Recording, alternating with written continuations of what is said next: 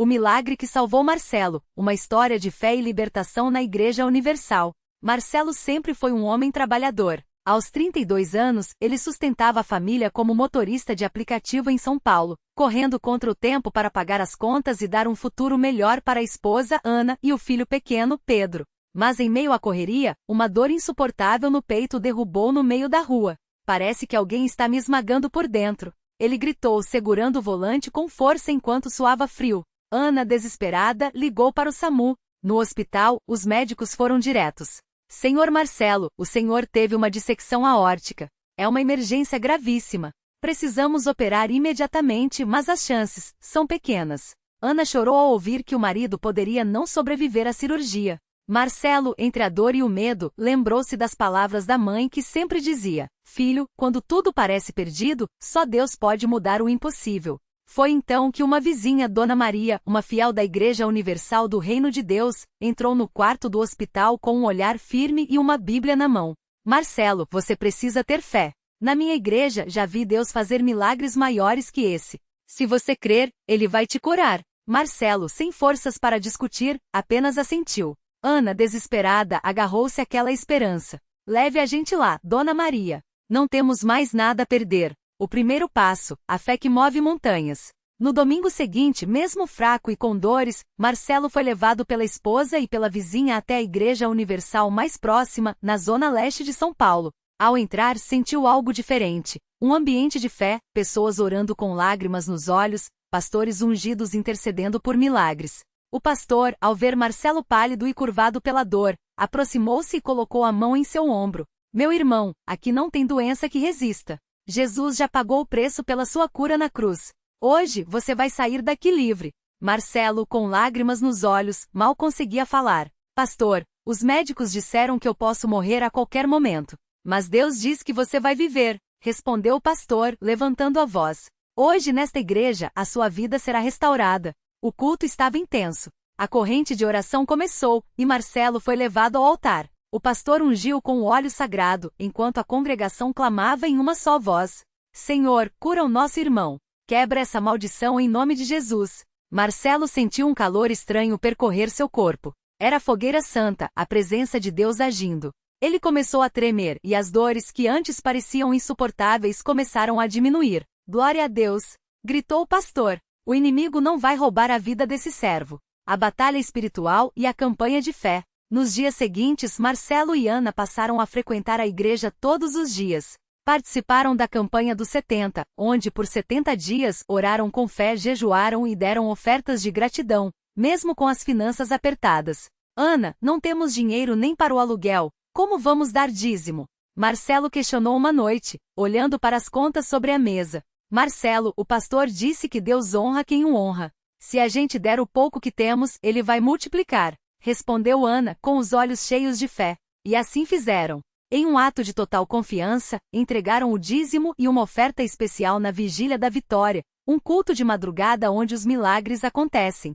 Foi naquela noite que Marcelo teve uma visão. Em sonho, viu um anjo segurando uma espada de fogo cortando algo escuro em seu peito. Ao acordar, sentiu-se renovado. Ana, a dor foi embora. Ele disse, tocando o próprio peito, surpreso. No dia seguinte, os exames surpreenderam os médicos. Isso não faz sentido. A dissecção parou de progredir. É como se o seu corpo tivesse se regenerado sozinho, disse o cardiologista, incrédulo. Marcelo sorriu, sabendo que não havia sido sozinho. O testemunho no altar, a vitória que inspira. No domingo seguinte, Marcelo subiu ao altar para dar seu testemunho. Com a voz embargada, contou como Deus o livrou da morte. Eu vim aqui quebrado, sem esperança. Mas nesta igreja, aprendi que Deus é maior que qualquer diagnóstico. Os médicos disseram que eu não tinha chance, mas Jesus disse, você vai viver. A congregação explodiu em glórias. Muitos choravam, outros levantavam as mãos em gratidão. O pastor, emocionado, reforçou. Isso é a Igreja Universal. Um lugar onde o impossível se torna possível. Onde a fé move montanhas e Deus responde com milagres. A lição que mudou tudo. Hoje Marcelo não só está curado como também prosperou. Ele abriu sua própria empresa de transportes, e sua família serve a Deus com gratidão. Toda semana, eles estão na igreja participando das campanhas, das correntes de oração e ajudando outros que chegam quebrados como ele chegou um dia. Aprendi que a fé não é só acreditar que Deus pode, é agir como se ele já tivesse feito. Diz Marcelo, sempre que alguém pergunta sobre seu milagre. E ele tem razão, porque na Igreja Universal do Reino de Deus, a fé não é teoria, é poder, não é religião, é transformação. E para quem crê de verdade, nenhum impossível resiste. Glória a Deus! O milagre que multiplicou a fé. Mas a história de Marcelo não parou por aí. Porque quando Deus opera um milagre, ele não faz só por uma pessoa, ele usa aquele testemunho para abalar vidas, acender esperanças e provar que sua mão ainda está estendida sobre quem o busca de todo o coração. Um dia, enquanto Marcelo estava na igreja participando de uma corrente de oração, um homem chamado Roberto chegou arrastando os pés, com o rosto marcado pela dor. Ele tinha ouvido falar do milagre de Marcelo por um amigo e, mesmo sem forças, resolveu dar o último passo antes de desistir. Roberto sofria de uma doença degenerativa que os médicos disseram que o deixaria paralisado em poucos meses. As dores eram tão fortes que ele mal conseguia segurar um copo d'água. Pastor, eu não aguento mais, confessou com lágrimas nos olhos. Já tentei de tudo. Só vim aqui porque ouvi dizer que Deus ainda faz milagres. Marcelo, que estava ali perto, não hesitou. Ele se aproximou, colocou a mão no ombro de Roberto e disse com firmeza: Eu também cheguei aqui assim, irmão. Com uma sentença de morte sem esperança. Mas hoje estou aqui de pé curado, trabalhando, vivendo. Se Deus fez por mim, Ele fará por você. Só não desista agora. O pastor, então, chamou Roberto à frente e começou a orar com autoridade. Não foi uma oração longa, cheia de palavras bonitas, foi uma oração de guerra, de quem sabe que o inferno não tem o último palavra. A igreja inteira se uniu, clamando em uma só voz: Senhor, libera este homem. E então, algo sobrenatural aconteceu. Roberto sentiu como se uma corrente elétrica percorresse seu corpo. As dores que antes queimavam como fogo, desapareceram em segundos. Ele moveu os dedos, dobrou os joelhos, deu um passo, depois outro, e de repente estava correndo pelo altar, gritando: Estou curado. Jesus me curou. A igreja explodiu em glórias. Homens choravam, mulheres levantavam as mãos, crianças pulavam de alegria. Mas o impossível tinha se tornado possível. A onda de milagres que não parou. Esse foi só o começo, porque quando a fé é acesa, ela se espalha como fogo. Roberto voltou para casa e contou a todos o que Deus tinha feito. Sua esposa, que há anos sofria de depressão, decidiu ir com ele à igreja no domingo seguinte. Lá, ela ouviu a palavra, participou da campanha e naquela mesma noite, sentiu uma paz que nunca havia experimentado. O desespero se foi, e em seu lugar nasceu uma esperança viva. Um mês depois, o filho do casal, que estava envolvido com drogas, foi levado à igreja quase à força pela mãe. Ele chegou revoltado, de braços cruzados, mas quando o pastor começou a pregar sobre a libertação que só Jesus dá, algo dentro dele se quebrou. Ele caiu de joelhos e começou a chorar. Naquela noite, ele entregou sua vida a Deus. Hoje, é um obreiro dedicado, ajudando outros jovens a saírem das mesmas garras que quase o destruíram. A igreja que não desiste de ninguém. Isso é a Igreja Universal, um lugar onde as cadeiras de rodas são deixadas para trás, onde os corações partidos são restaurados, onde famílias destruídas são reconstruídas. Não é um lugar para espectadores, mas para guerreiros. Não é um lugar para quem quer apenas ouvir palavras bonitas, mas para quem está disposto a lutar pela sua bênção. Marcelo, Roberto e suas famílias hoje são parte de um exército de pessoas que não se conformam com a derrota. Eles sabem que por trás de cada diagnóstico, de cada crise, de cada noite sem dormir, há um Deus que está esperando só uma coisa: que alguém creia nele de verdade para agir. Muitas pessoas me perguntam: como você teve tanta fé? Conta Marcelo, sorrindo. Eu respondo: não foi minha fé. Foi a fé de Deus em mim. Ele só precisava que eu dissesse sim, ponto. E é assim que os milagres acontecem. Não por mérito humano, não por merecimento, mas pela graça de um Deus que ainda hoje cura, libera e transforma. Basta crer, porque na Igreja Universal o impossível não é um ponto final. É só o começo de uma nova história. Glória a Deus! Aleluia! Naquela mesma semana, enquanto Marcelo e Roberto compartilhavam seus testemunhos no altar, uma mulher chamada Ana Clara sentou-se nos bancos do fundo, com as mãos trêmulas e o coração apertado. Ela tinha acabado de receber a notícia de que seu filho, Pedro, de apenas 7 anos, estava com uma doença rara no sangue, e os médicos davam poucas esperanças. Ele precisa de um transplante urgente, senão, a voz do médico tinha sumido no meio da frase, mas Ana Clara entendeu. Ela já tinha ouvido falar dos milagres que aconteciam ali, mas nunca imaginou que precisaria de um. Até que naquela noite, enquanto ouvia Marcelo dizer que Deus só precisa de um sim, algo dentro dela se mexeu. Não era esperança, ainda não. Era algo maior, uma certeza de que se Deus tinha feito por aqueles homens, poderia fazer por ela também. Ana Clara se levantou e foi até a frente. Não chorou. Não gritou. Apenas ajoelhou-se, fechou os olhos e disse em voz baixa: Senhor, eu não sei orar direito, não sei nem por onde começar. Mas se o Senhor quiser, pode curar o meu filho. Eu digo sim, ponto. Os dias seguintes foram de uma batalha espiritual intensa. Ana Clara não faltou a nenhuma reunião. Levava o nome do filho na campanha dos israelitas, jejuava, orava com os pastores, e mesmo quando as análises de Pedro pioravam, ela se apegava à palavra. Pela fé, entendemos que os mundos foram criados. Hebreus 11:3. Se Deus criou o mundo do nada, ele poderia recriar a saúde do seu filho. Até que, na terceira semana, algo inesperado aconteceu. O médico ligou confuso: Ana Clara, os exames de hoje estão normais. Não tem sinal da doença. Não entendo. Vamos refazer. E refizeram. E mais uma vez, nada. Os especialistas não tinham explicação. Mas ela tinha. Na noite seguinte, Pedro subiu no altar ao lado da mãe, sorrindo saudável, como se nunca tivesse estado à beira da morte. E quando o pastor perguntou: Quem foi que te curou, meu filho? O menino, com a simplicidade das crianças, respondeu: Foi Jesus. Minha mãe falou que ele é médico também. A igreja explodiu em glórias. Ana Clara abraçou o filho, olhando para o céu, enquanto lágrimas de gratidão escorriam. Não era só a cura de Pedro. Era a restauração da sua fé, da sua família, do seu futuro. E assim, mais uma vez, o altar da Universal se tornou o lugar onde os céus e a terra se encontraram. Onde o choro virou alegria, onde o não tem jeito virou o Deus fez. Porque ali, entre pessoas comuns que ousaram crer, o sobrenatural se tornou natural. Hoje, Ana Clara é uma das muitas que voltam à igreja não só para agradecer, mas para dizer a outros que estão no fundo do poço: se Deus fez por mim, Ele faz por você também. Basta dizer sim, ponto. Porque na Universal os milagres não são lendas. São histórias de gente como você que descobriu que quando Deus entra na equação, até o diagnóstico mais feio vira testemunho. E o impossível? Bem, o impossível é só a oportunidade de Deus mostrar que Ele ainda é Deus. Glória a Deus!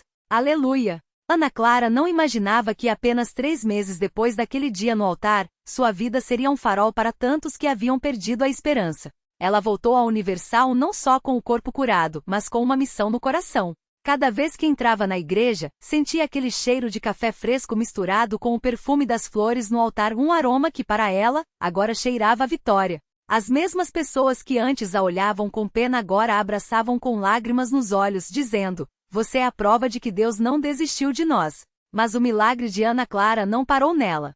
Sua mãe, Dona Maria, que há anos carregava uma depressão profunda depois da morte do marido, começou a frequentar as reuniões de terça-feira. Não falava muito, só chorava enquanto segurava a Bíblia que a filha lhe dera, marcada na página de Jeremias 30:17, porque eu te restaurarei a saúde e te curarei das tuas feridas, diz o Senhor. Uma noite depois de um culto de libertação, Dona Maria levantou as mãos pela primeira vez em anos e sussurrou: Senhor, eu quero viver de novo. Naquela semana, ela sonhou com o marido, que lhe disse: Deus te deu uma segunda chance. Não desperdice. Ao acordar, sentiu algo estranho, uma paz que não vinha dela mesma. Os remédios que tomava há uma década foram reduzidos pelo médico, que não encontrava mais motivos para a dose alta. Isso não tem explicação científica, ele admitiu. Dona Maria sorriu: Eu sei. Tem explicação divina.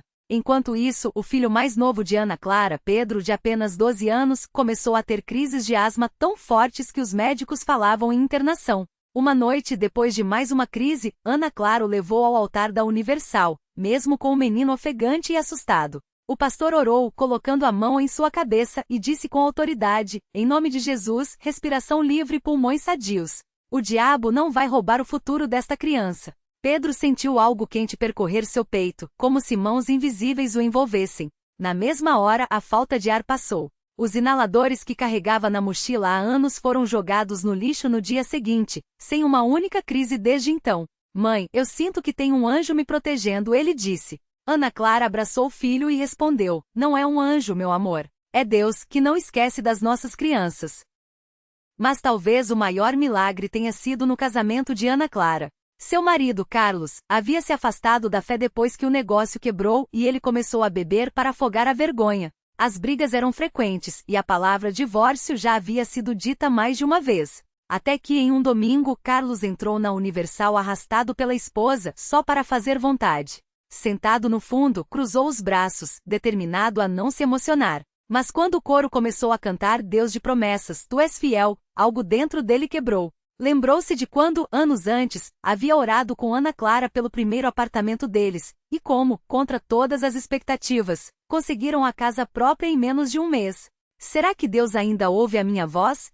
Pensou. Naquela noite no altar, Carlos chorou como nunca. Perdão, Senhor. Eu desisti, mas o Senhor não desistiu de mim. Uma semana depois, recebeu uma ligação de um antigo cliente oferecendo um trabalho que pagava o dobro do que ele ganhava antes. Hoje Carlos é obreiro na igreja e toda terça-feira, ele e Ana Clara servem café para os que chegam quebrantados, porque sabem muito bem como é sentir a mão de Deus levantando quem estava no chão. Agora, quando Ana Clara olha para trás, mal reconhece a mulher que entrou naquela igreja arrasada, com um laudo médico na bolsa e o coração partido.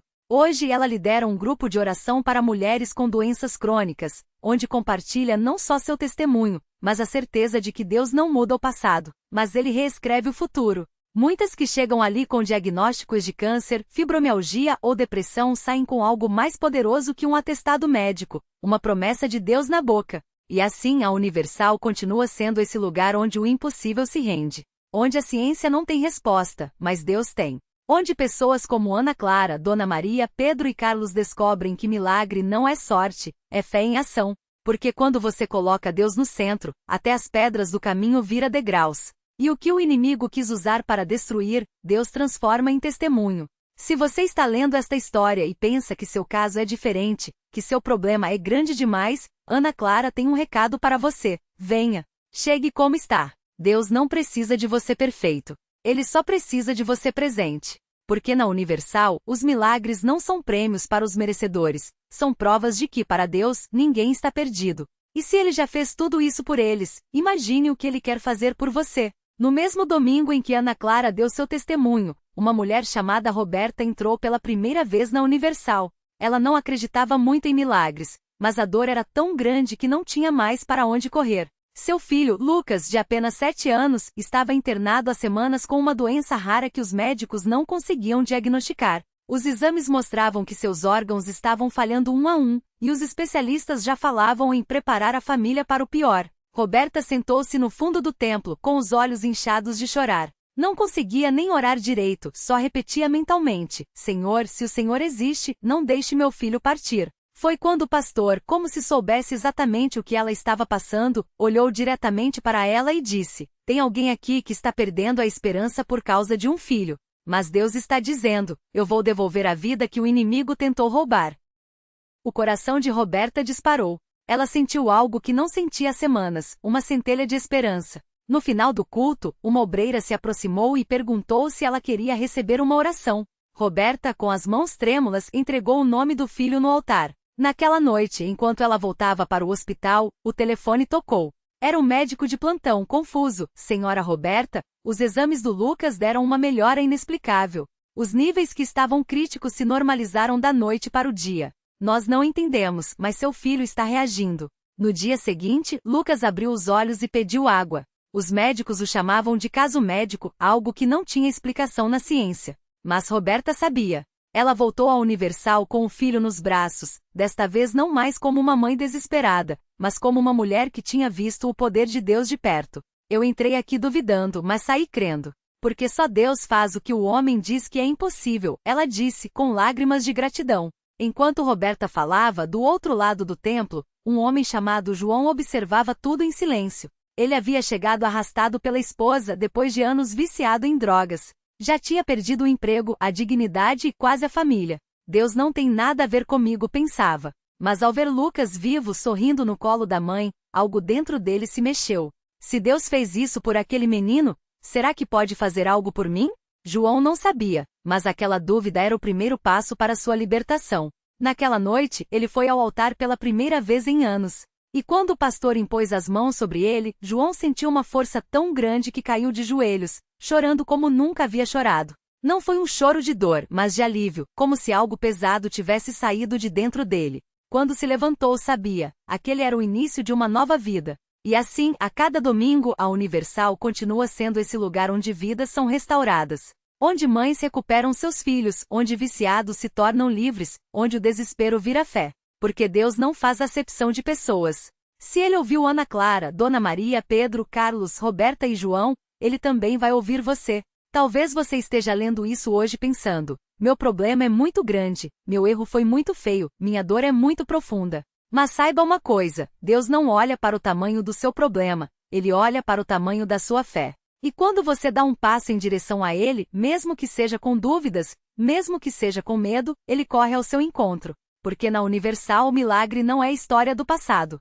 é realidade do presente. E o próximo pode ser o seu, o milagre que começou com um passo. Naquele domingo, João entrou pela primeira vez na Universal. As mãos trêmulas, o coração pesado como chumbo. Ele tinha perdido tudo: a família, o emprego, a dignidade. As drogas o haviam levado ao fundo do poço, e a culpa o asfixiava. Deus não vai querer me ouvir, pensava, enquanto os louvores ecoavam ao seu redor. Mas algo dentro dele, uma faísca quase apagada, o fez ficar. Quando o pastor falou sobre perdão, João sentiu lágrimas queimando os olhos. Não eram lágrimas de dor, mas de algo novo, esperança. No final do culto, ele se levantou. Com voz rouca confessou seus erros, pediu ajuda. E então, algo inesperado aconteceu. Mãos se estenderam para ele. Desconhecidos o abraçaram, oraram por ele, prometeram caminhar ao seu lado. Não houve julgamento, apenas amor. Os dias seguintes não foram fáceis. A luta contra a dependência era diária, mas João não estava sozinho.